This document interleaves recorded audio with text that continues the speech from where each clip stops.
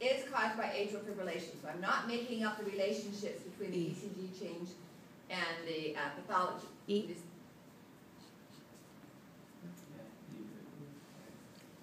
Some are close, some are far away. Okay, and it's the PR interval that's affected by an AV nodal block. In fetal circulation, right and left ventricles pump the same stroke volume. Yes, they always have to, unless we have some problem, or it will cause a problem if they don't. Right and left ventricles pump with the same stroke pressure.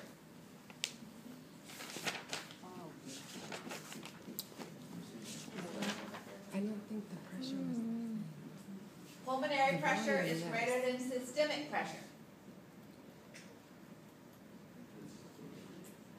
Think about our fetal circulation. When the blood comes into the right atria, it can go through the foraminal valley over to the left ventricle. Why does it do that? Partly because of the angle it comes in is directed at the foraminal valley, partly because it's easier to do that. Why would it be easier? Pressure is greater in the right ventricle. If blood does go into the pulmonary trunk and it reaches the ductus arteriosus, does it keep going in the pulmonary trunk or will it divert into the ductus arteriosus? Diverts. Would it do that if pressure was greater in the aorta? No. So the fact that it diverts from the pulmonary trunk to the aorta shows you that pulmonary pressure is greater than systemic pressure. Okay. See what I mean by thinking it through?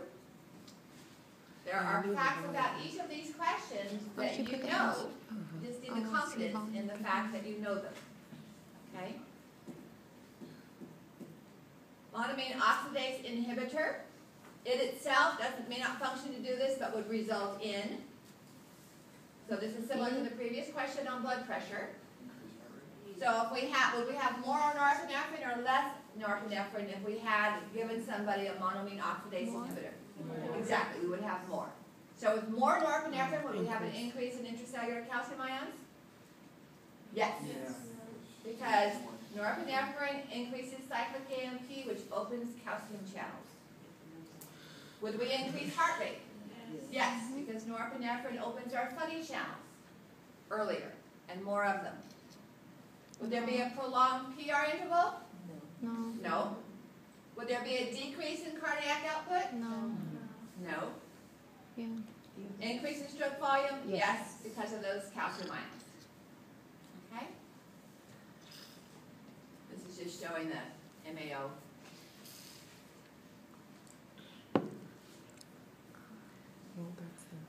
Okay, which of the following events are occurring during the period marked by the number 1? What is that event? E.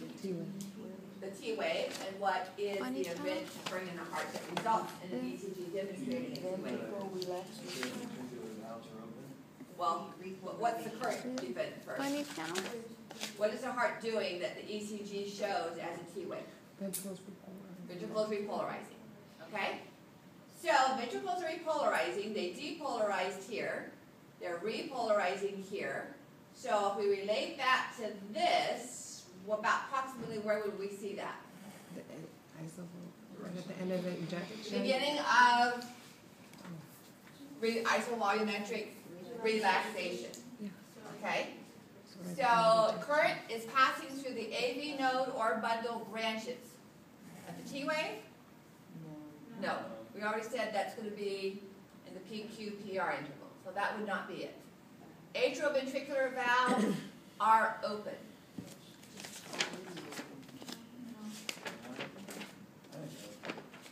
They're open. Depending on where we are. They can be open. So maybe we could change it to that. Are opening. They are open.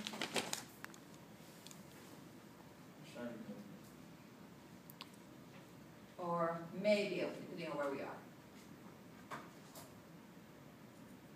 Okay? Ventricular ejection is slowing down. Yes. All right. So for ventricular ejection to be slowing down, our valves have to actually be open.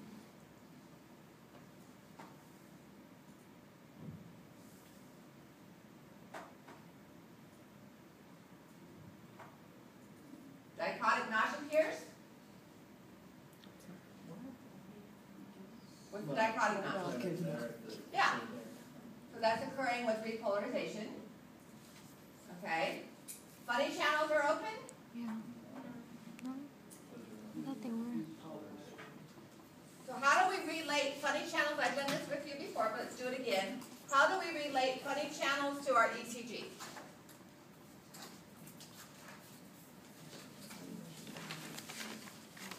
Let me draw the ECG up here. So here, nothing is happening in the heart, right? As far as atria or ventricles depolarizing. What are the autorhythmic cells in the SA node doing? They are depolarizing. So our funny channels are open here. Funny channels and transient calcium channels reach threshold, and we have an action potential. That current flows into the atria. The atria depolarize, and we see a P wave as the atria depolarize. That current passes through the AV nodes, AV bundles, and reaches the QRS. And the QRS depolarizes, and then the ventricles repolarize. Okay? So at the time that we have repolarization of the ventricles, here, what are the funny channels doing? Are they open? Yeah. Yes. Because they're depolarizing until the next P wave is reached. Okay? I thought this was wrong, but it's right. Now, the slow calcium channels have to do with our contractile cells. So the contractile cells of the ventricles are going to depolarize and do this in relationship. Now again, this is one cell, okay? This is a wave of events going through. So this is our slow calcium channels here, and they've closed by the time we get to this point, or they are closing.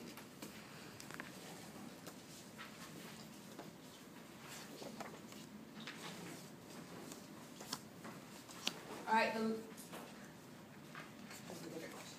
okay, any questions on this? So each P wave is instigated by the action potential of our autorhythmic cells, and then we start creating that depolarization until we get to the next action potential, which causes the next P wave.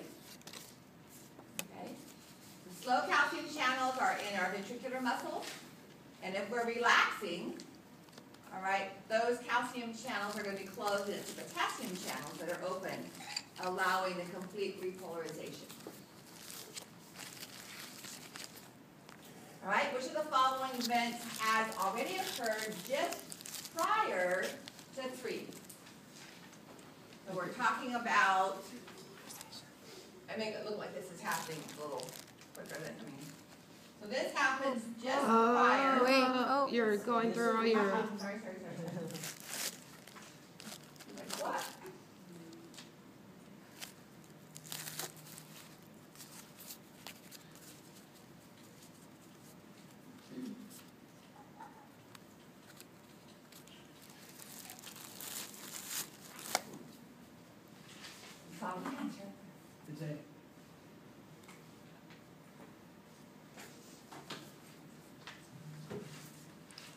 All right, so just prior to P, just prior to our atrial depolarization, this is our fast calcium channels right here. We'll put Christmas tree, all right?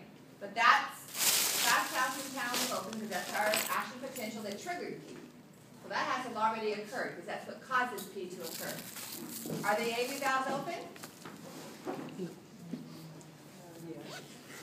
What closes the AV valves? What causes AV valve? Ejection? Ventricular pressure. Have the ventricles started to contract yet? No, because that doesn't happen until here. So the AV valves are still open. Okay? What about the semilunar valves? Are they open yet? No. What opens the semilunar valves? Same thing that closes the AV valves, ventricular pressure, and they haven't started to contract. Okay? So some other valves are not open. The funny channels in the SA autorhythmic cells are not open because we haven't gotten to that point yet. They just opened and closed. Funny channels in the AV node are still open. Why?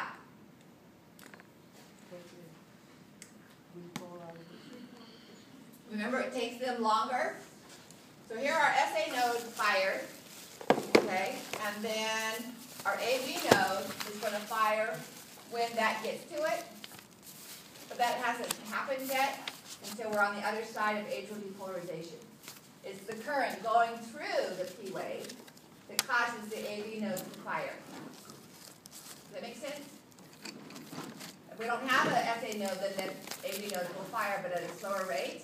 But in a normal heart, the SA node fires first, and then goes through the atria and the conducting current through each of the contractile cells. And when that wave of contractile cell current passes through the atria, that's what causes the AV node to fire. So it's still trying to depolarize. It doesn't know it's going to get washed over by a big tsunami of current from the atrial cells. Okay, so our funny channels are still open. Okay, digitalis. It functions to do what? What does it do to heart rate? Slows it down. And what does it do to ventricular contraction? Increases it. Okay? It slows it down because of its effect on the AV node. It causes ventricular contraction, so it's an agonist to norepinephrine, but it doesn't bind to the norepinephrine receptor. It's an agonist because it increases calcium ions.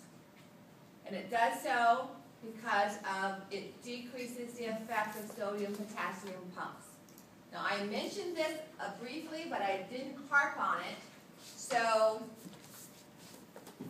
what happens is we have in our contractile cells, we have several different mechanisms. Remember, calcium comes in from outside the cell as well as from the sarcoplasmic reticulum. So calcium has come into the cell, and then as the cell is recovering, it uses sodium ions to exchange a sodium, actually 3 sodium, or a calcium. If we don't have a sodium, if our sodium-potassium pump doesn't work, the calcium stays inside the cell. And we have more calcium.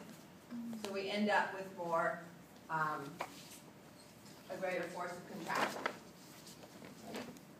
Will that increase stroke volume? Yes.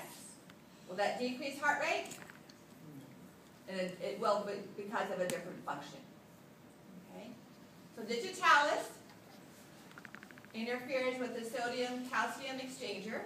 Hence, more calcium stays in the cell. With more calcium, the volume is stronger. The decrease in heart rate is actually a different function on the AV node, but it does decrease heart rate.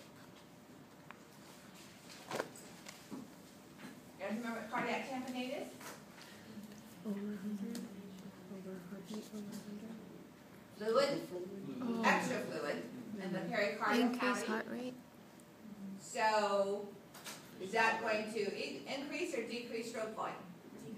Decrease stroke volume, and therefore increase heart rate. The heart can't fill as much, so it has to beat faster. And every time it beats and contracts, more fluid fills the space that it has. Okay, acetylcholine. Does it bind to ligand-gated ion channels on our SA nodal cells?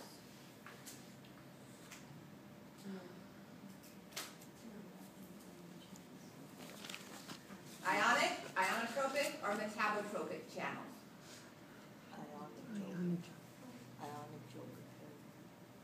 It does Metabotropic. bind to ionotropic cells, but those are on postganglionic autonomic G-proteins. neurons. Does it affect G protein? G Does protein. it open the potassium channel through G protein mechanism, or does it bind to a potassium channel and cause it to open directly?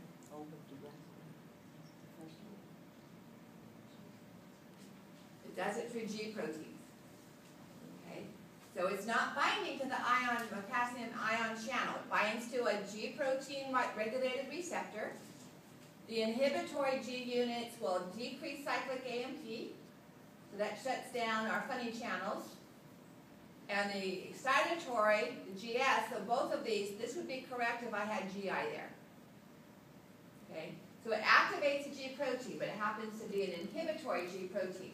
So it inhibits adenylate cyclase, and it binds to and keeps the transient calcium channels closed. That's what the inhibitory one does. The excitatory one, the GS, opens the potassium channels. So the receptor itself doesn't do anything directly as far as allowing ions or interact. It's not an ion channel. It closes calcium channels and opens potassium channels with an excitatory or inhibitory G protein.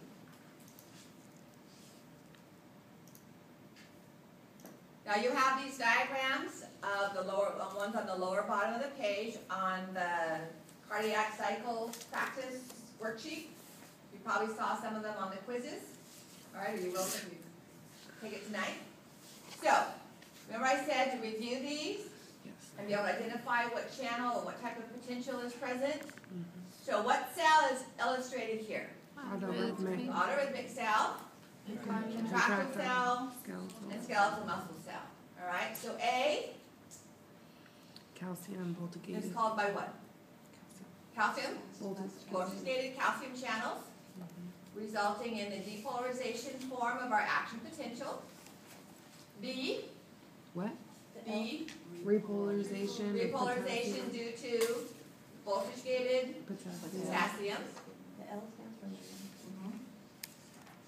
All right. C. Now in our contractile cell, Voltage-gated sodium. voltage-gated sodium. The D.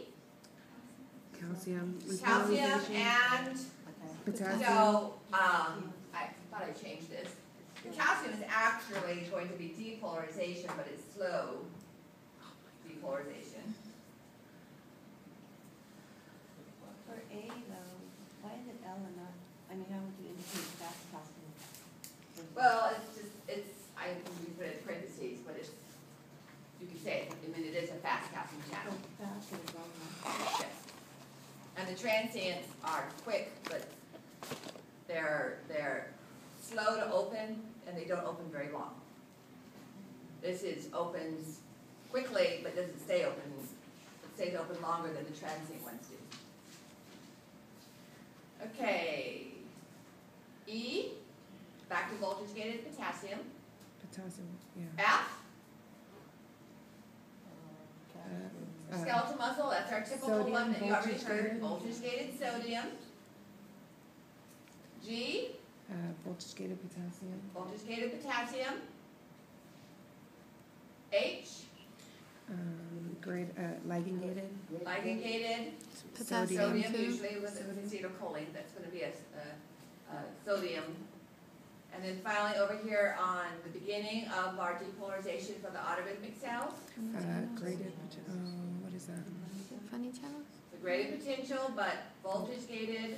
Open with resting negative. membrane potential. I missed I. Oh. Resting membrane potential. Oh.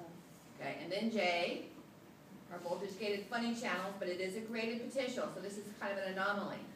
Okay. So Our voltage-gated channels are typically graded, our action potentials. And then K, just prior to the threshold, Transient? transient, good.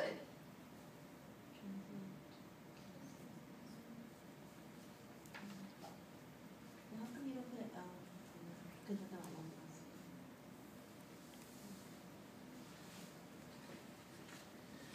oh, it was pretty close. So these are both